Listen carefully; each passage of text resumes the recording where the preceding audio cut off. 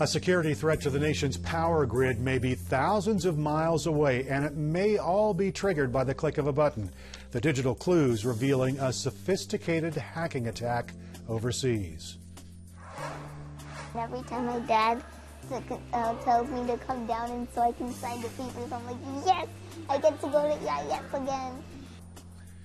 The San Diego students who can't wait to get back to school. The mission behind the Elementary Institute of Science has kids dreaming about a future in science and engineering.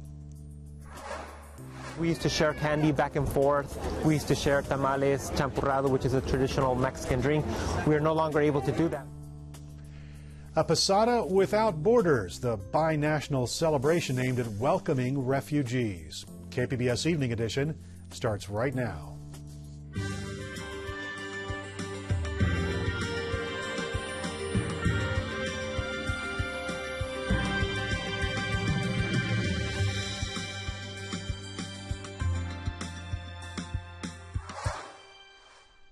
Good evening. Thanks for joining us. I'm Eric Anderson. It may be the largest insurance premium fraud case in San Diego history. Prosecutors say the investigation focuses on a cleaning company that catered to upscale hotels. KPBS reporter Steve Walsh explains how the company may have gotten away with more than $7 million over the past 7 years.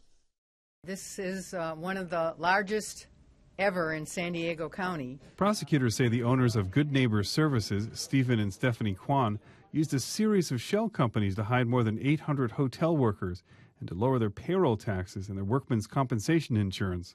These defendants lied on the backs of their employees who were cleaning rooms in some of the most prestigious hotels in San Diego and in California.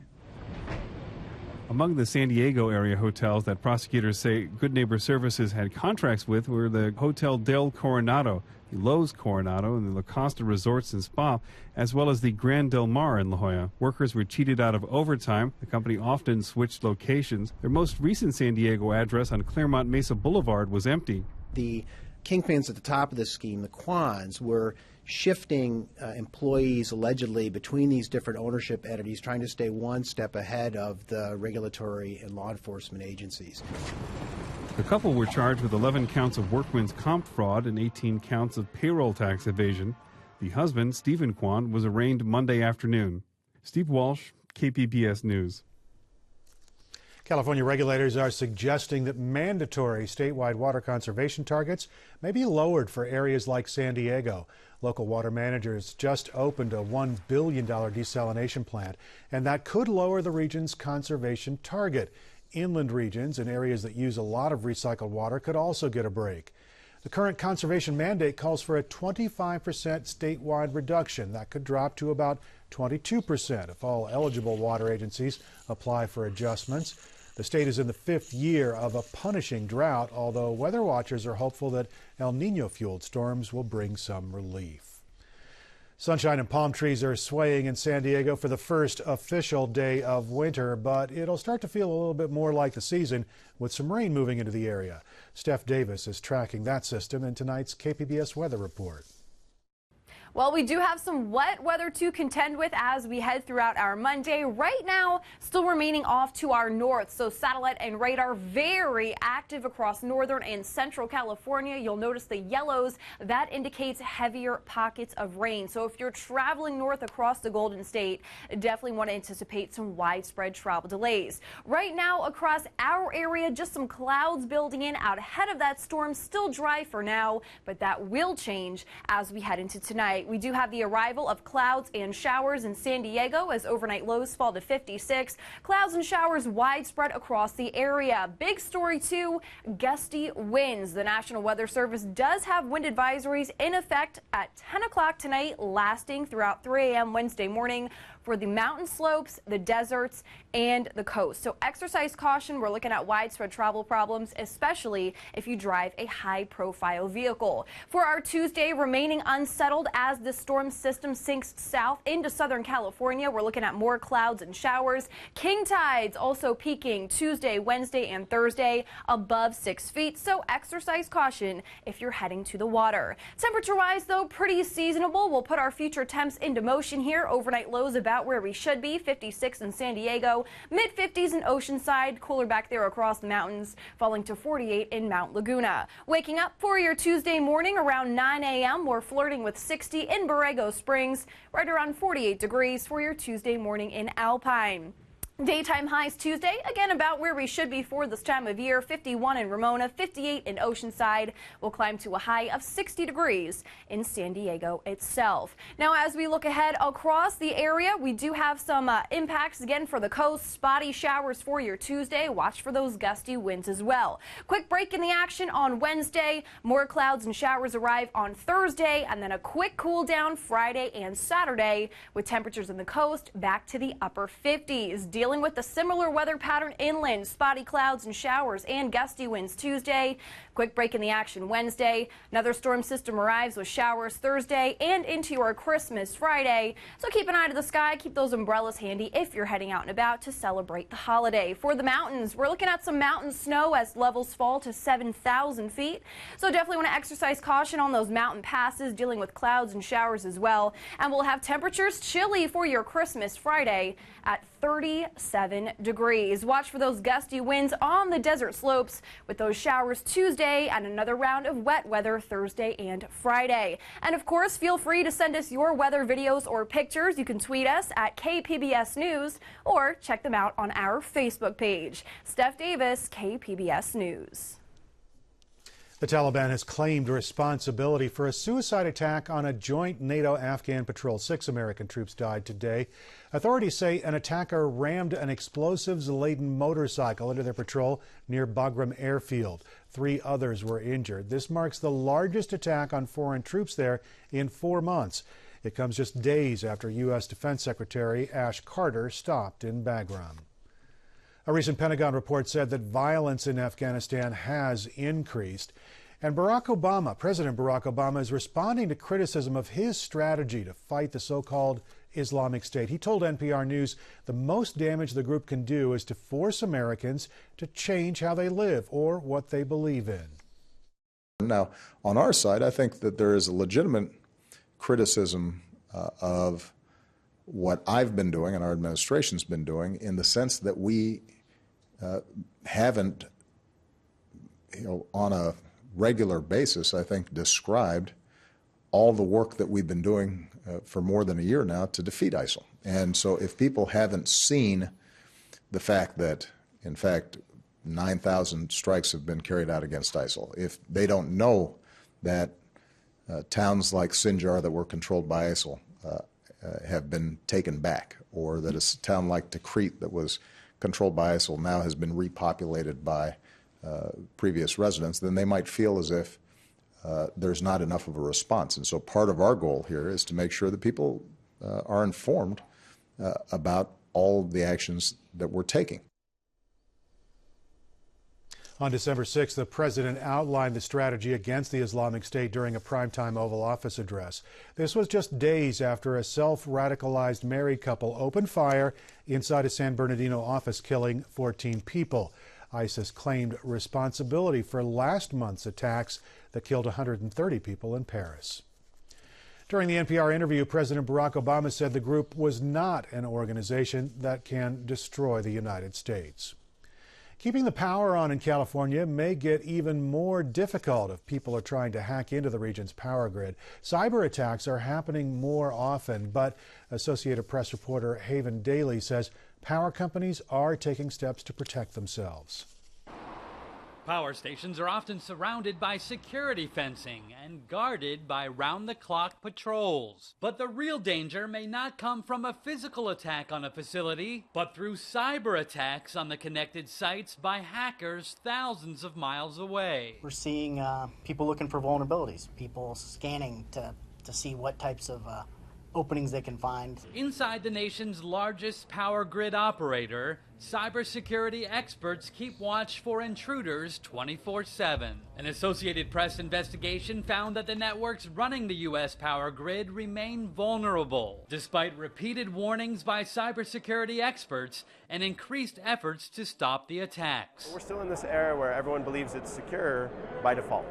and it's not. AP has learned that nearly a dozen times in the past decade, foreign hackers have gained remote access to networks that run the grid, which supplies power to the military, mass transit, businesses, and millions of Americans. While none of the intrusions resulted in the catastrophic blackouts lasting days or even weeks feared by the intelligence community, that possibility remains. It's all real. It's all, there's lots of variables, lots of potentials that could happen. Identifying the source of cyber attacks is notoriously difficult, but private firms have alleged that recent attacks launched against the U.S. power grid were carried out by hacking teams within Russia, China, and Iran, some with their government support. Even the Islamic State terrorist group is trying to hack American power companies, according to the Department of Homeland Security. We are not where we need to be,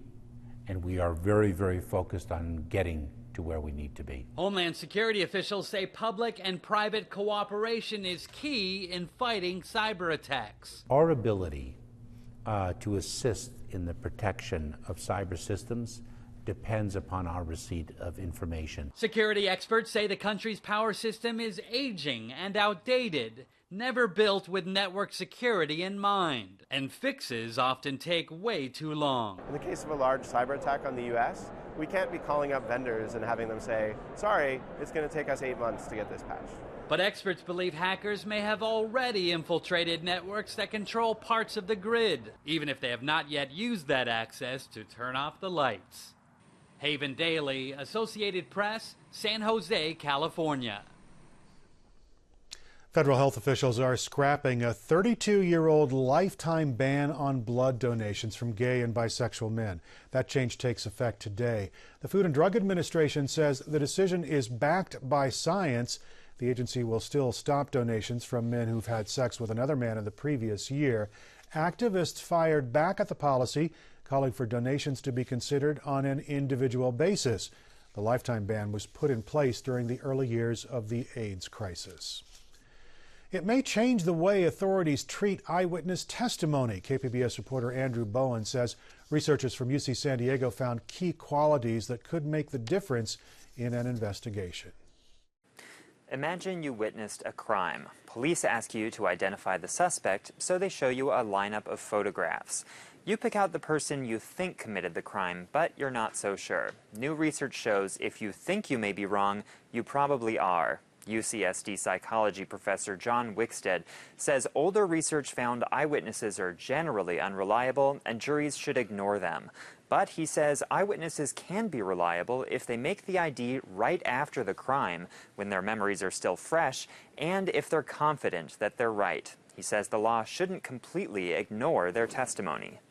It's a mistake for the legal system to increasingly disregard a variable with that kind of information value. It both protects the innocent and imperils the guilty. It is what you want. Wickstead's study also supports double-blind lineups. That's when the witness and the police officer don't know which photo is of the real suspect. Andrew Bowen, KPBS News. From Moneyball to the medical world, the Scripps Translational Science Institute in La Jolla has hired data guru Paul DePodesta to find new ways to analyze medical data. DePodesta rose to fame for his methods analyzing baseball data. He inspired a book and a film called Moneyball. DePodesta will continue working for the New York Mets while teaching at the Scripps Institute. Santa is apparently getting some extra help this Christmas. Shipping service companies like FedEx and UPS are delivering nearly 1 billion packages just between Black Friday and Christmas Eve because more gift givers are shopping online. That's 8% more than last year's forecast. UPS officials say this year they have scheduled extra holiday workers and are making early deliveries to prevent any mishaps. San Diego County's largest aquaponics farm is close to tripling in size. The Solutions Farm in Vista began growing vegetables and fish about a year ago. Nutrient-rich water from the fish tank feeds the plants, and in turn the plants purify the water that goes back into the fish tank. Chris Megason is the president and CEO of Solutions for Change. He says the expansion will triple the greenhouse size and more than quadruple output. He says the farm sells organic produce to 2 North County school districts and is looking to add more. hoping to at least get 2 other districts.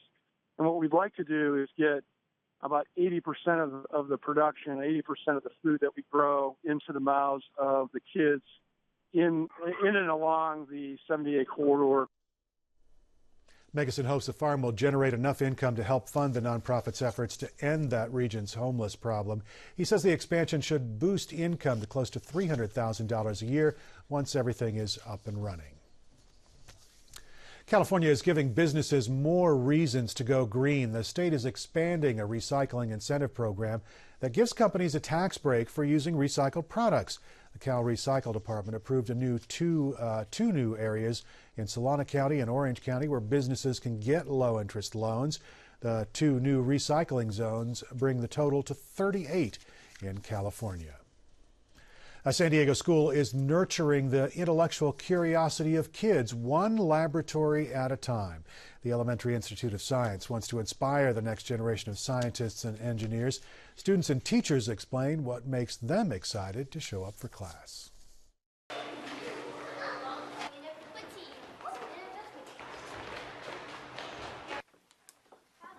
At first, I didn't think I wanted to go, but then my dad told me about it, and so I tried it out, and it was really fun.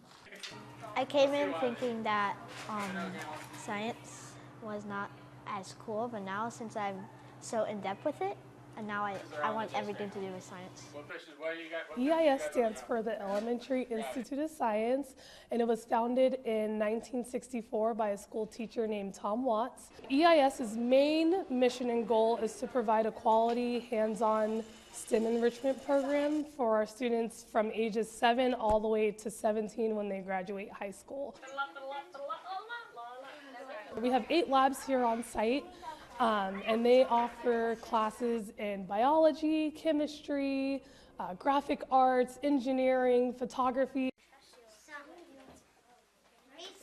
It's a great exposure here, and we do hands-on activities. So they're not just reading from books, they literally see what's happening. They do experiments. Every time they have a question, I tell them that, okay, logically think through an answer. You don't have to know the answer in science. You can have different answers. So yeah, that's how I encourage them to answer in class and think logically. It helped me a lot in school because I remember there was this one test and I don't remember going over it, but I do remember doing it at EIS. So that helped me a lot. Because of this program, they teach me stuff, and I went from a C in science to a B. What is it?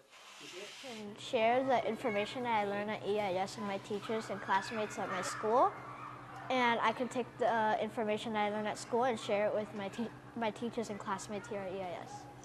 It's really important to go in and have those type of opportunities for students, not only in this area, but for all over San Diego to have access to advance themselves, to become better students, to become better citizens, and to hopefully pursue a career in the STEM field and better our nation. I like helping people, and if I could maybe come up with something that would make the world's lives better, I'd be happy to do that. Oh, I love coming to EIS, and every time my dad tells me to come down and so I can sign the papers, I'm like, yes, I get to go to EIS again. That story was created by the Teen Producers Project at the Media Arts Center, San Diego. Balboa Park is celebrating its centennial, and earlier this year, KPBS radio anchor Sally Hickson told us about a park gem that has a pretty rich story. Keeping the whimsical and historical merry-go-round spinning is a labor of love all year round. From a distance, the Balboa Park Carousel draws in people of all ages, and most of us who grew up in San Diego took a spin at one time or another. But it also has a history that actually predates the 1915 exposition. The carousel is a 1910 Herschel Spillman menagerie carousel, and it was made in North Tonawanda, New York, and shipped to California. Bill Steen is the owner of the carousel and said it was initially sent to Los Angeles and then to Tent City in Coronado in 1915. At the same time, Balboa Park was growing into a popular spot, so the original owner decided to place it by the fountain on the eastern edge of the park. They finally settled down in the park in about 1922, and it was in that location by the fountain. And it remained there until 1968, when it was moved up to this location in the park. There's another reason why this Balboa Park Carousel is so important, at least to me. I grew up here at the carousel because my grandfather got involved with it in the 20s. My parents had it in the 50s.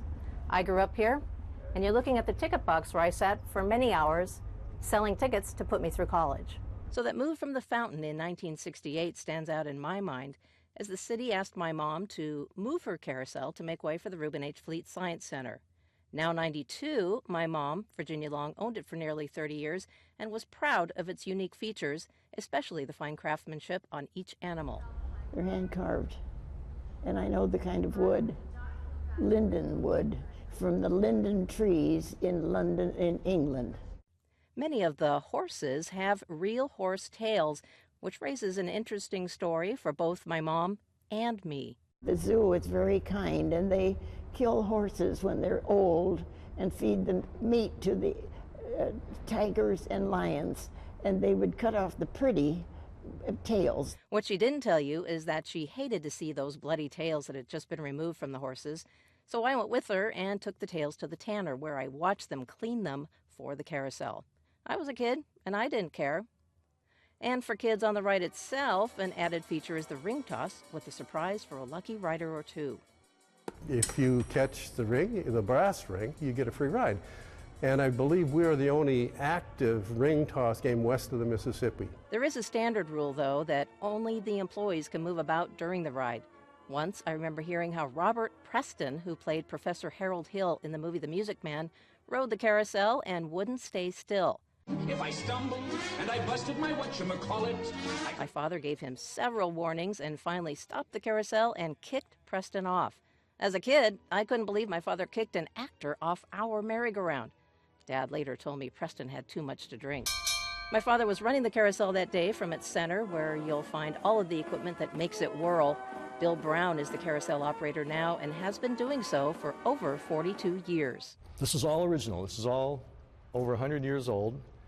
This is the brake, which we put on and we're stopping, and this is the clutch we pull on to start the carousel. But we do it exactly the same way that they did over 100 years ago. We have the same timer here. It's a 3-minute timer. It's what they used back then. Almost everything on the carousel is original, including the band organ and the hand-painted murals above the animals. And as you can well imagine, the maintenance is extensive and is a year-round labor of love. It's a well-loved merry-go-round. And I'm so glad there's a variety of animals. Tigers and lions and pigs and cats, because I painted the animals. And if they were all horses, I would have been very bored. It's been 35 years of loving care and carrying on the fine traditions that Virginia and Clarence Wilkin, her dad, set up for the merry-go-round. So little has changed over these, 90 years that the two families have owned or operated the merry-go-round. So as you head to Balboa Park to celebrate its history, take a spin on the carousel, which truly can take you back in time. Sally Hickson, KPBS News. And of course, you can check out photos of the carousel at kpbs.org/Balboa Park. It's part of our year-long celebration, Balboa Park, Heart of San Diego.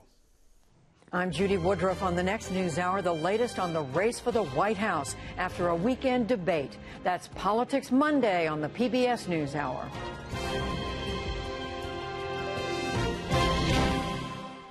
Christmas has no boundaries. KPBS Fronteras reporter Jean Guerrero shows us how families from both sides of the U.S.-Mexico border celebrated the holiday together. Residents of both Tijuana and San Diego County struggled to see their loved ones on either side of the border fence. La playa, you like it? They were gathered there for a Posada sin fronteras, or Posada without borders.